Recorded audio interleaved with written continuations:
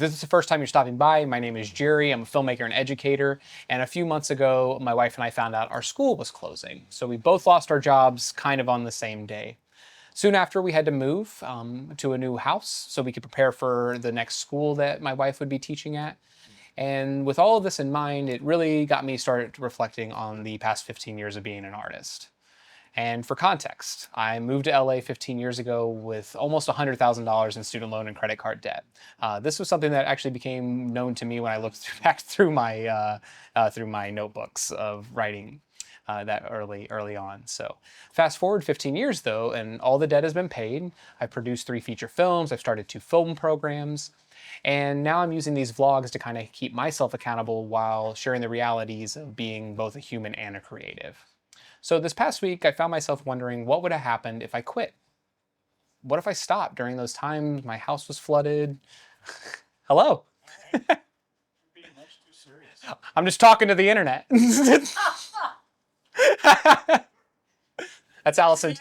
That's Allison Tim. Not yet, but someday maybe. So as I start again, I've been using these vlogs to help keep myself accountable. A way to reflect kind of weekly is what I would ask another artist to do. But I also wanted to share the realities of being both a human and a creative. So this past week, I found myself wondering what would have happened if I quit? What if I stopped when my house flooded? Or when I didn't have a place to live for a month?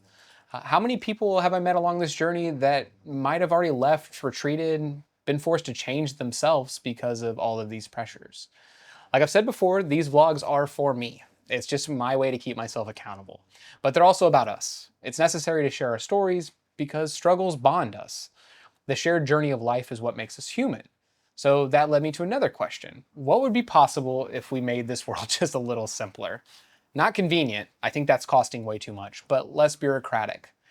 Like, why was our insurance tied to us being employed? And why does unemployment keep asking me the same questions over and over again, despite them saying that they have all the information already available? What if we stripped these things down, went with less, and focused on joy? So I realized how lonely this is going to be sitting in here in the garage talking with you, but I also know that's only a short-term thing. It can feel isolating starting this whole journey over again, and so I'm trying to figure out what it is that will lead to the next thing. What will keep moving this forward? What will allow me to be present in the day-to-day? I can't plan for those unknown things, but I can start moving forward and sharing what I already know with you. So, because I know if we don't share our experiences, that is something that will lead to bad things. We have to share the good, the bad, the indifferent, all of those things with them. I began this work to empower other creatives to see beyond the surface. If you watch my newest video of how did we get here, you'll get a glimpse into how my mind works. I like to know exactly what led to this point. I like to try to be preventative. I like to not be reactionary when possible. It's hard. It's really hard.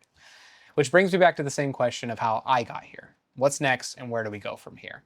So this week, I'm going to start work on a new film using AI, but not in the way you might think.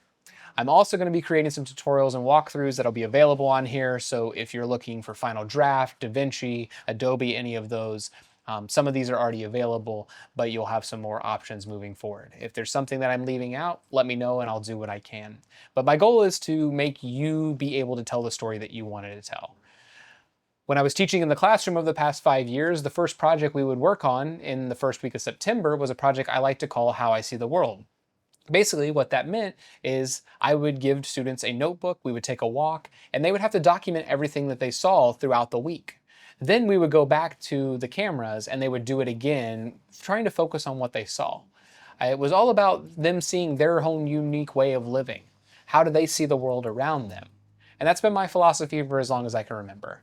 I'm not trying to be anyone else, and neither should you. The world is tough right now, but it's also the best it's ever been. I'm trying to hold both of those truths in my mind at the same time. So how do we keep moving forward towards something that only exists abstractly in our imagination? These are all just ideas that I have. I think the answer is going to be simple. We have to keep talking, learning, and growing even when we're wrong. And we have to extend that same grace to others that we hope to receive to ourselves. I never want to see you give up, because I've been there too. I've seen what almost there was and what it looks like, and I also know that almost there is just the beginning.